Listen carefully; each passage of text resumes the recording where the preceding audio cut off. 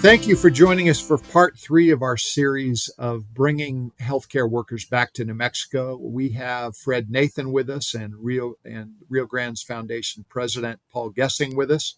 Fred, of course, is with Think New Mexico, and I want to make sure everybody has those websites. Maybe you'll even want to check out the websites as you're watching today's video. ThinkNewMexico.org is the organization that Fred founded several years ago. He's doing some great work and putting out policy. We have had 2 parts to our 3-part series on bringing back healthcare workers.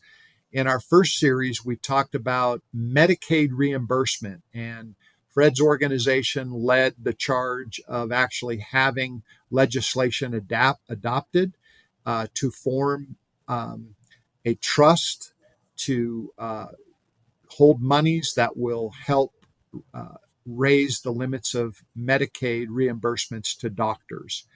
And Fred, just really quickly, would you tell us how that's going to work?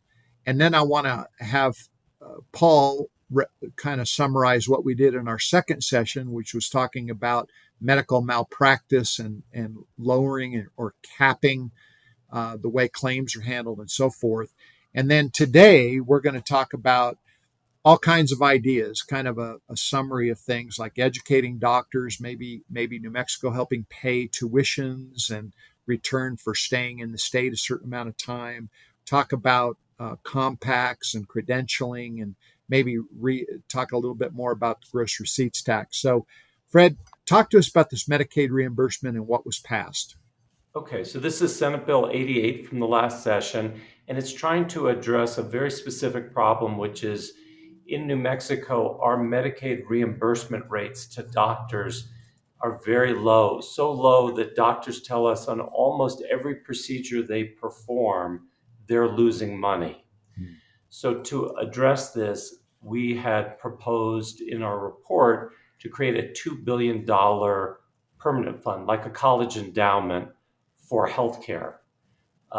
Just by way of background, New Mexico has about a dozen of these funds. It started in the 1950s, I believe, with the Severance Tax Permanent Fund, which came in as a $7 million fund. Today, it's $9.7 billion with a B. And if we didn't have that fund, our taxes would be about $500 million higher than they are right now because we'd have to backfill. So we pointed out there's no permanent fund for healthcare, even though it's the second largest expense to state government and the fastest growing. And we have this problem with Medicaid reimbursement rates. So George Munoz, who deserves all the credit, carried Senate Bill 88, and he was able to get about $511 million of one-time monies over the next 3 years to put into this fund. And the interesting thing about this is because the federal government matches the state government 3-1, the way we structured this fund is when it gets to $2 billion, there will be a 5% draw. 5% of $2 billion is $100 million. We can then get that matched by the federal government 3-1. That's $300 million that we're bringing into the state. That's an incredible return on investment that would make Warren Buffett drool. So now we've got $400 million annually that can be used to raise Medicaid reimbursement rates across the board. That's great because then we can pay doctors more.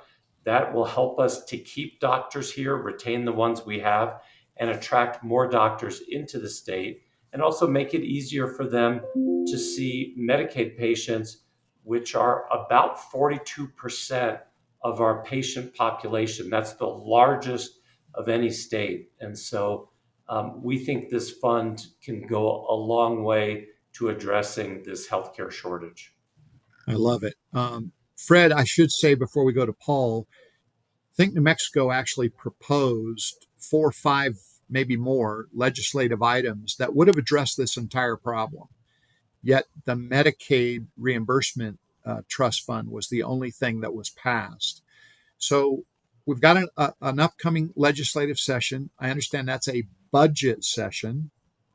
Do we have a chance of pushing our legislators to consider this as part of the budget to bring back Medicare workers? Yes. So we're hoping they'll continue to backfill this fund to get it up to that $2 billion level. The other, opportunity for reformers like Paul and Think New Mexico is to abolish the tax on medical services, which is automatically germane because all tax issues relate to the budget. So we will be coming into that session again. We got a bill actually to the governor. She vetoed it. It would have reduced the tax on medical services by nearly $50 million. She vetoed it actually for a good reason, which is when the bill was passed, they had already passed the budget. And of course, we have a constitutional restriction to have a balanced budget. And she said, I fully endorse reducing the taxes on medical services, but constitutionally, we can't do this. It's irresponsible. So she vetoed it. I'm reasonably confident that they'll bring that bill back next year and embed it into the budget so the governor isn't put into a position where she needs to veto a very good tax cut, which would be very productive for the state to pass. Yeah. Paul, in our second interview in this series, we talked a lot about putting caps, limits on attorneys' fees, compensatory damages, punitive damages when it comes to medical malpractice. Fred pointed out that they had proposed legislation based on the model from California, which does cap those rates. What would you like to see our legislature do when it comes to medical malpractice? Well, they need to do a couple things. One is to impose caps across the board on medical malpractice. They need to eliminate punitive damages entirely, and that would be a big step forward. But also, one of the biggest obstacles to reform in the last legislative session, so 2025, the 60-day session that just passed, was the trial attorneys on medical compacts. So, occupational licensure is a complicated issue in the medical profession, and it's something that hinders doctors from practicing across state lines. We, of course, among other things, have a large military population. So if you are stationed in one place and maybe you have a spouse that's a nurse or some kind of medical practitioner and they're licensed in your home state, you get switched to Kirtland Air Force Base, Cannon Air Force Base, Holloman Air Force Base, whatever. And New Mexico's not a part of these compacts.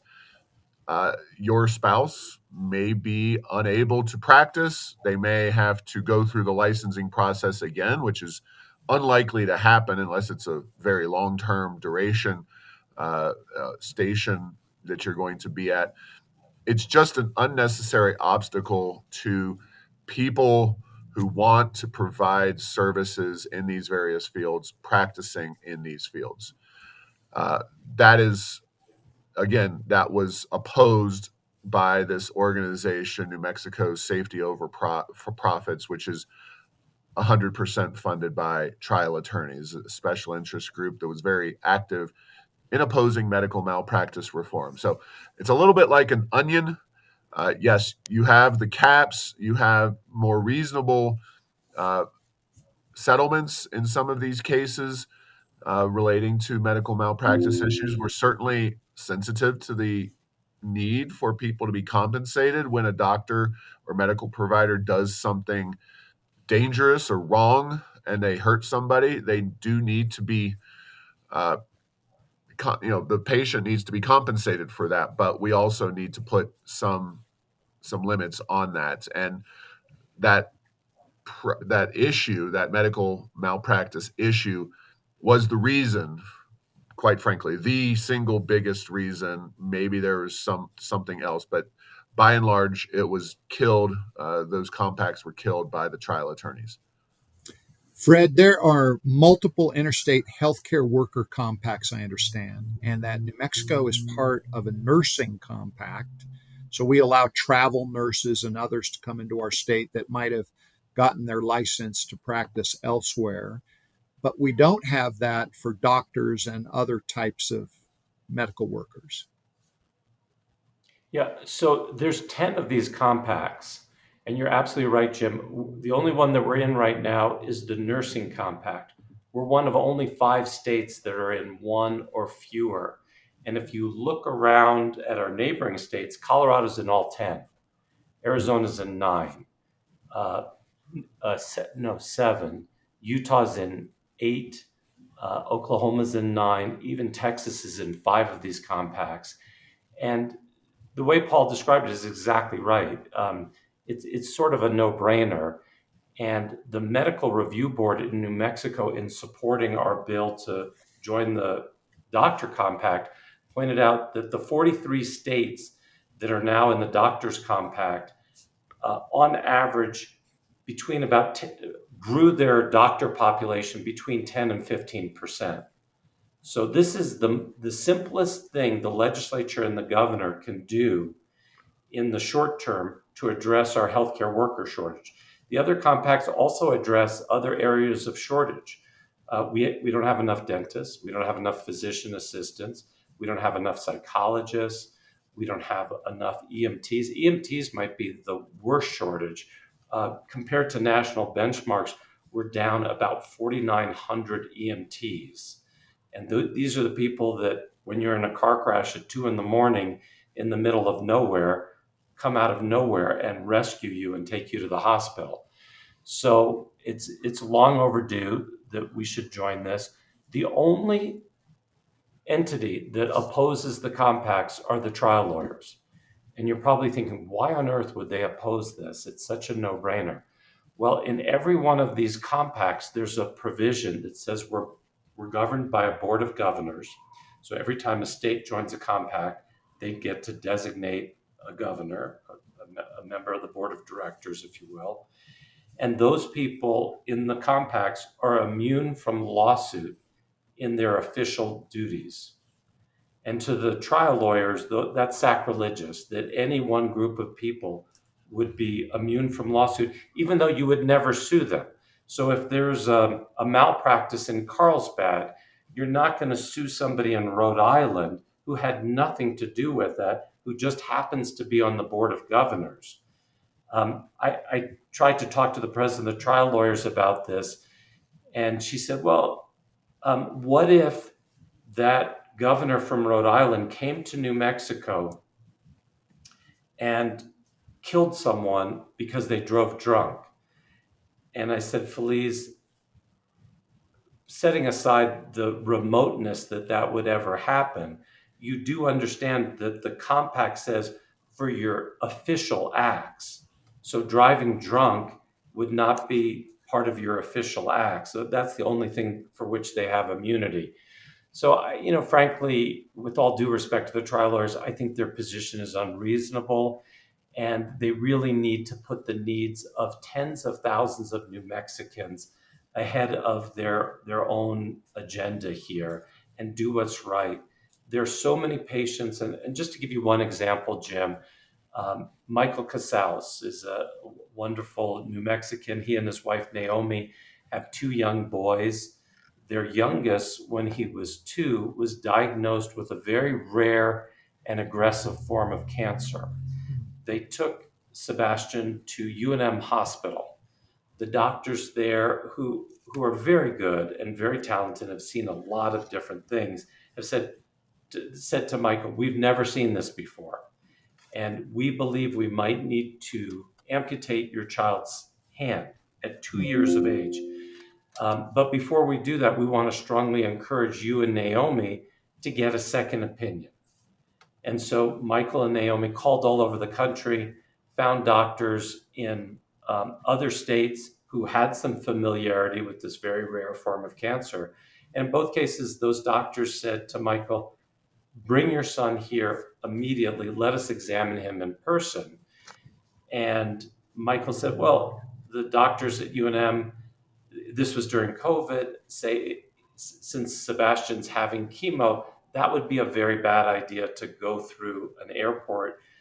Can we just do this with FaceTime?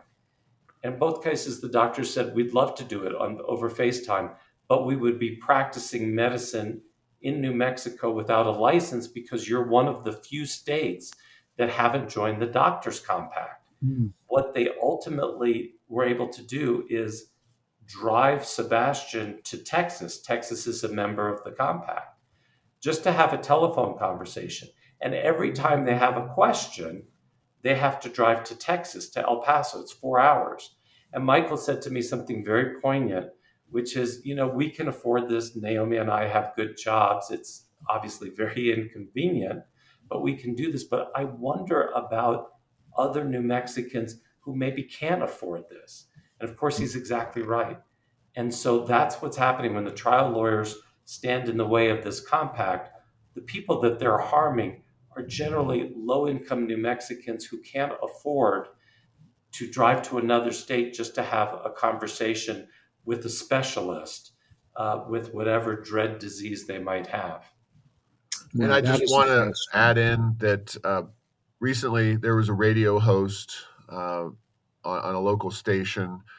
It was actually Jeff Apodaca, who's a very prominent, Democrat activist, political family in New Mexico, and he was talking to a trial attorney, a representative of the industry, and trying to find room for compromise with the trial attorneys and their interest groups on the medical malpractice issue. And when that question was asked, and I think it was asked 4 or 5 times during the hour-long interview, the trial attorney never gave any specific details or offered any specifics as to what a compromise might look like, not even an outline of a compromise.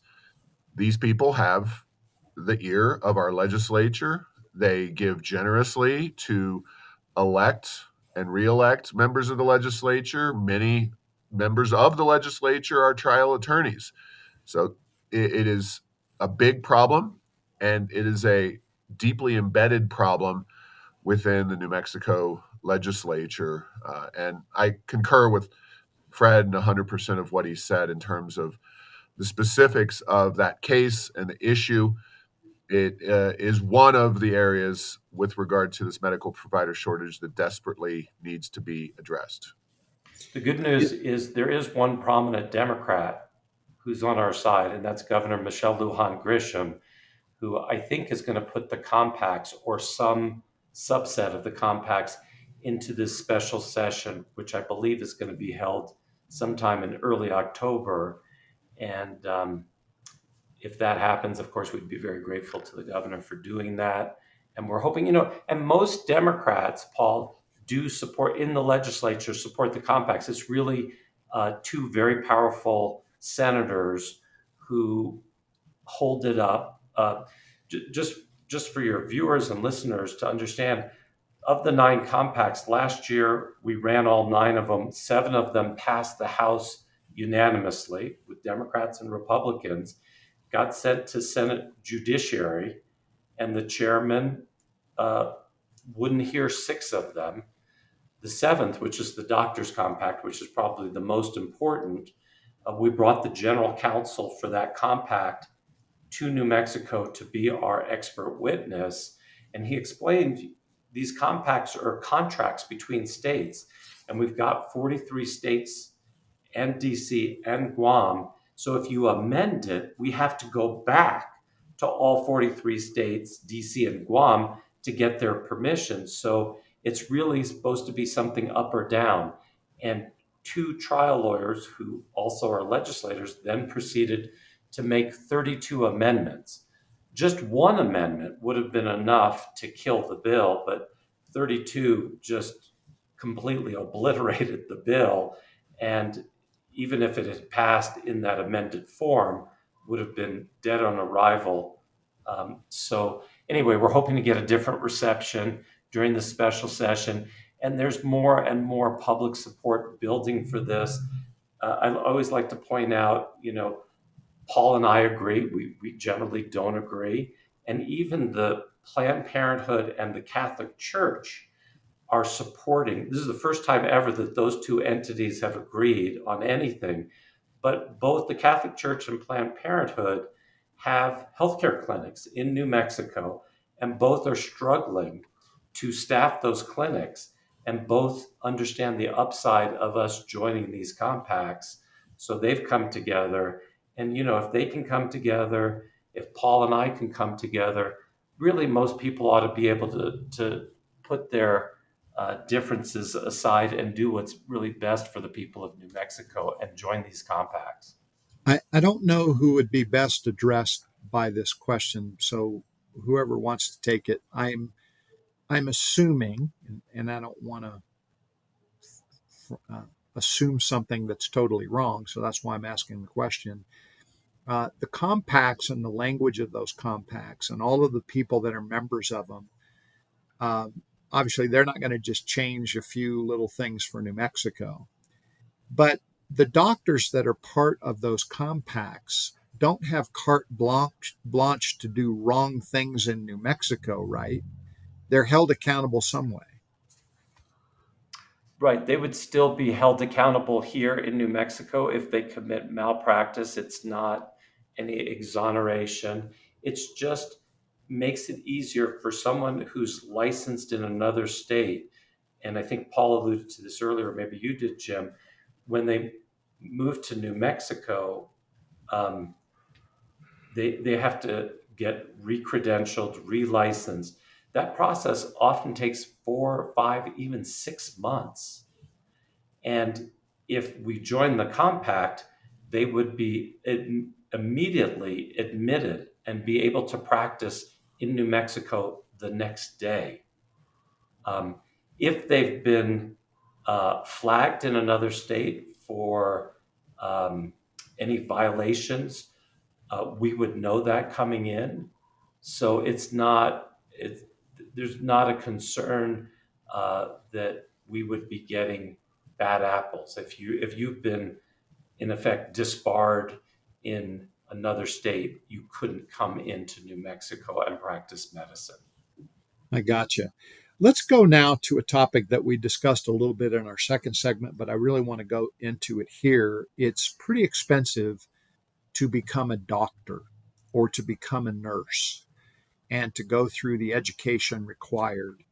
Um, are you both, and maybe we'll go to Paul first, how do you feel about the state of New Mexico paying to educate healthcare workers? And what would you like to see the commitment be from those healthcare workers to stay in practice in New Mexico?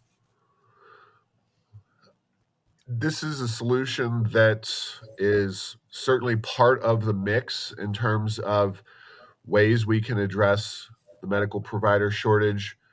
Uh, and I'll say this at the outset: you know, there needs to be reform of the medical malpractice. There needs to be reform of Medicaid. There needs to be uh, reform of various aspects of New Mexico's education system and other things that make our state a more attractive place to do business. But yes, on the list of things to do, and among those things should be some what you would call supply side reforms. Now, expansion of UNM's medical school and the number of seats that are available, uh, because when you train in New Mexico or train in any other state, your tendency is to stay in that location. Not necessarily, but tendency is to stick around. Uh, New Mexico can and should do more to expand those opportunities, as well as providing financial incentives. And that's exactly what we're talking about here, some financial incentives, including paying off medical school loans. We do some of these things to certain degrees now, but expanding upon existing programs to bring doctors here or encourage them to stay here.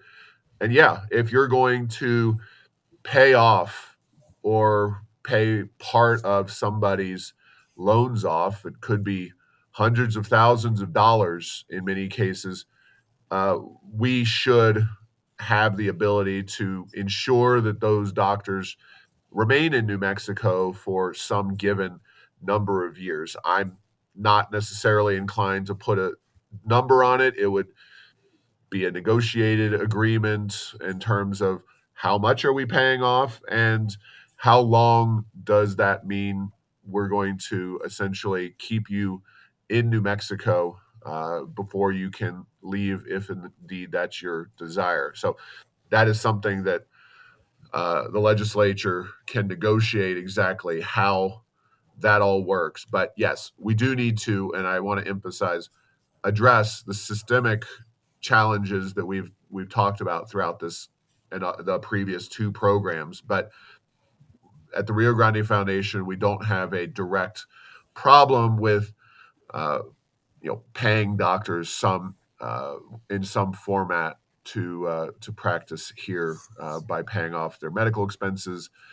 I'm less excited about some of the proposals to pay off their housing expenses.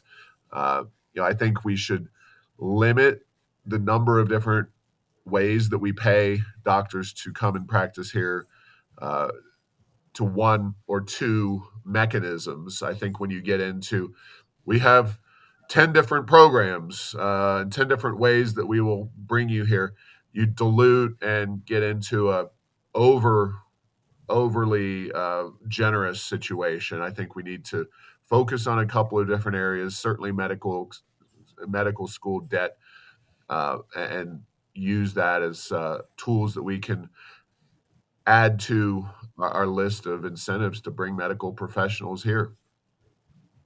Fred, what's your view? Um, I largely agree that there's two aspects to it. First of all, if you look at our loan repayment system, it's really not competitive with other states. And so it doesn't really have the impact that we want it to have. And then the second thing is the states all copy each other. And so the vast majority of the states do a pay off loans for doctors, for example, over 3 years. But if we're policy wonks, so we overthink everything. If you look at uh, how long it takes the average person to set down roots, it's actually closer to 5 years. So we would spread the loan repayment out over 5 years instead of 3 years.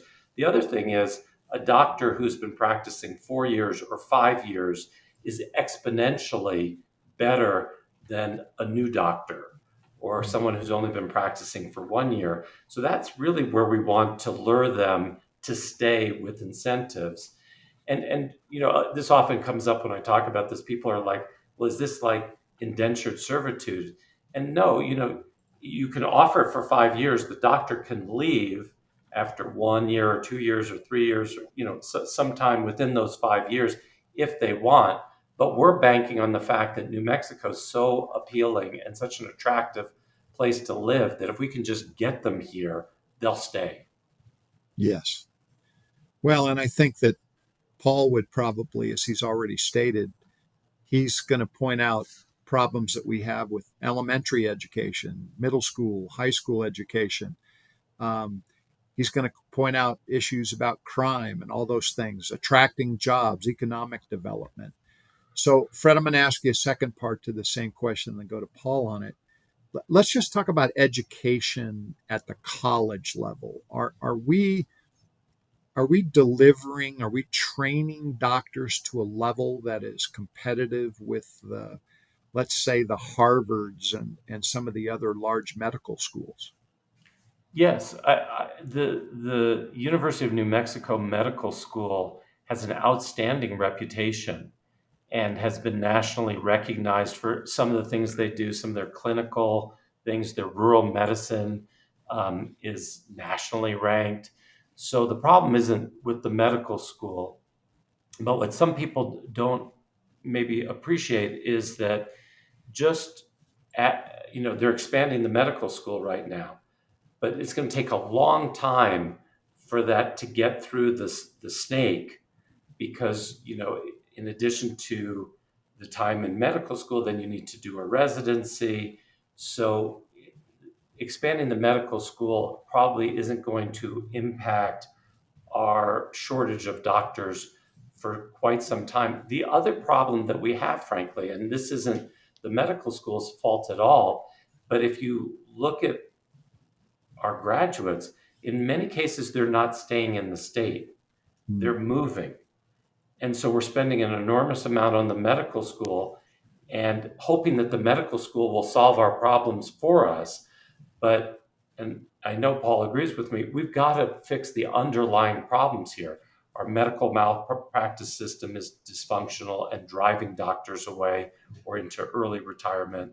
Our tax on medical service also drives doctors away, Medicaid reimbursement.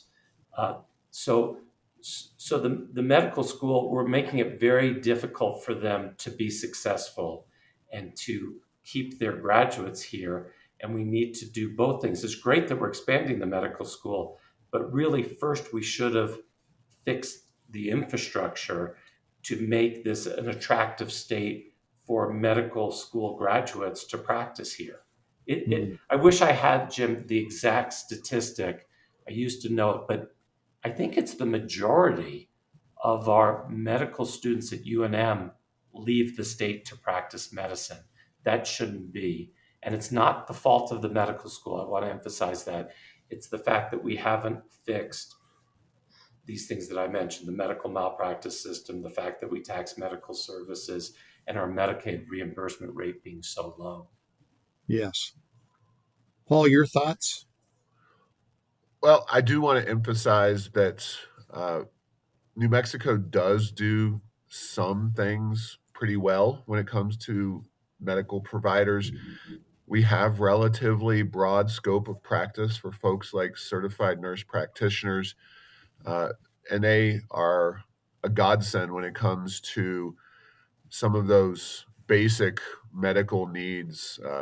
Essentially primary care aspects of the medical care system. We need more of those folks as well, but uh, there are obviously areas of the medical field where you need a specialist, you need an expert, you need somebody who really has put in the time and the training in specific areas, and there's no substitute for a specialist. And that's the area, particularly where I think things are acute, uh, not just in the rural areas, which is always a challenge. We're always going to face some level of challenge in New Mexico's rural communities with attracting and retaining medical providers. But here in Albuquerque and in Santa Fe and other cities as well, we just face a serious shortage of the more highly trained medical providers, and those are those are folks we need to keep here. Uh, in addition to the gross receipts tax reform that Fred has talked about, and we've talked about in this and other conversations, these are high earners. These are people who make very high paychecks. Uh, Texas, just to use an example, has no personal income tax. Texas is a state that is going to be more attractive if you are making a very high salary. New Mexico, relative to our neighbors, has a very high top rate personal income tax at 5.9%. A lot of folks in our legislature, and we have the money to, like with so many of these other things, uh, make New Mexico more attractive by spending some of the money that the oil and gas industry has brought into our state. Uh, Cutting that rate, making us more competitive with Arizona, where there's 2.25% income tax rate. Utah and Colorado are both in the mid 4% range. And of course, Texas at 0. Uh, it's just another way. This is a big problem, the medical provider shortage. It's not going to be solved. Even if Fred and I just had a magic wand to reform one area, we would definitely move the needle in the area that he or I chose, or maybe we chose the same one. But This is a problem that to truly solve it is going to require significant efforts in many different aspects of New Mexico public policy. And yeah, you look at the amount of money these people are going to pay in taxes but at the state level, let alone the federal level. And certainly we could be more attractive by uh, getting those taxes down, and not just the gross receipts tax, although that's important, but also the income tax. Yeah, I just wanted to underscore something too, and I think Paul said this in one of our earlier interviews. There's about 10 things we need to do. They're all sort of interrelated. And so we can't just do loan repayments and say, okay, well, we've solved it. We've, incentivized doctors to move here. They still won't move here if we don't do something about medical malpractice and the Medicaid reimbursement rates and the taxes. So these things all have to be done in a parallel way, and it's not one or another solution. And I hate to sound greedy, but we need to do all of these things, and obviously the sooner the better, because this Fred, problem's have going you to put get together a worse. package for our legislators to consider everything you think needs to be done? And are they are you able to educate our representatives on what they need to do to change the whole complexion? Yeah, we've talked to legislators across the political spectrum, and people are in different places. Some people don't even agree with the premise that we are in a crisis and that there's a shortage of doctors, even though there's so much data. And then you have some other legislators. Craig Brandt comes to mind, who caught me in the hall and he said, I just read your report. We should do all of it. Naturally, I agree with Senator Brandt. And then there's everybody sort of in between. Um, I think I've done this work now for 26 years. We worked on repealing the food tax. That took 3 years. Repealing the double tax on Social Security, that took 4 years. So this is probably going to take a similar amount of time. And we've been compared to a dog with a bone in its mouth, and we're not letting go. And I think there's so many people, even forget Think New Mexico, forget the Rio Grande Foundation.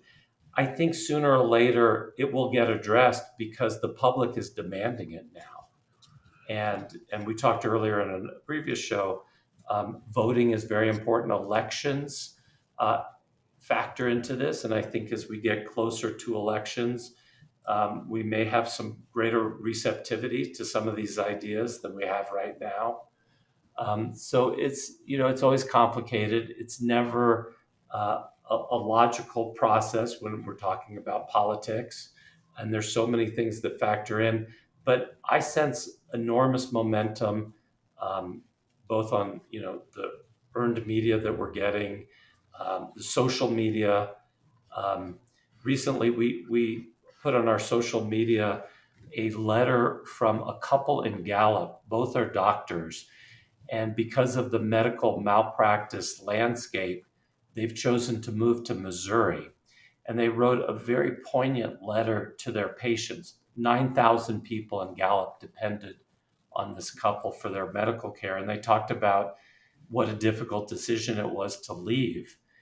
And we've been doing social media for, I don't know, 15 years. We've never had a response. I think we had 65,000 views. I'm pretty sure those were all New Mexicans. I don't know that, but that gives us a sense that this issue of the medical shortage in New Mexico seems to really resonate. When I do public speaking to Rotary groups, it's always about 80% of the audience that raises their hand when I say, raise your hand if you can't find a doctor, or if you have a doctor, you can't get in to see them when you need to. And sometimes I'm speaking to wealthy audiences, sometimes I'm speaking to more middle class or low income audiences, and it's 80%. It knows no socioeconomic bounds. So that's what gives me optimism, Jim, that we are going to get all of these reforms passed. It may not be as quick as Paul or I might like, but we'll get them done. And actually, Paul's not quite on board yet with the Medicaid trust fund, but I'm still working on them. I love it. I would just add, kind of in conclusion from my perspective, I would say read Fred's report, which is available on his website, and read our solutions report, which is available on ours, and share your own personal views with your legislators. It could be some or both of pick your preferences. We come at it from a more free market perspective. Fred has a more heterodox perspective. Many of the ideas we share between the two organizations, some of them we don't, and there's issues that we address that Fred doesn't, and vice versa. So, uh, it obviously there's a lot of people in the legislature and a lot of people in New Mexico that are going to have their own personal views on this. But the time for inaction has long passed. We're in a crisis. This is probably the single most critical crisis facing New Mexico and New Mexicans right now. There's a lot of them, but this is probably at the top of the heap. And as a starting point, engage with your legislators, the governor's office, et cetera. And then, when it comes time to vote in November of 2026, and of course in the primaries earlier that year, really educate and engage with the politicians and the policy folks who are running in critical races in the legislature for governor, et cetera, and really make sure that they know you have some strong feelings about this. And hopefully, with all of that, we can get somewhere positive. I love it. Fred Nathan, he is the executive director and founder of Think New Mexico. Their website is thinknewmexico.org. Paul Gessing, president of the Rio Grande Foundation, riograndefoundation.org. He also has a blog called errorsoфenchantment.com. So a lot more information out there. No way in our three-part series, which is about 3 hours long, could we cover everything. But you both did such a wonderful job of summarizing these details, and I hope it motivates many of our viewers to take some action. So thank you both very much. Thank you for having us, Jim. Thank you.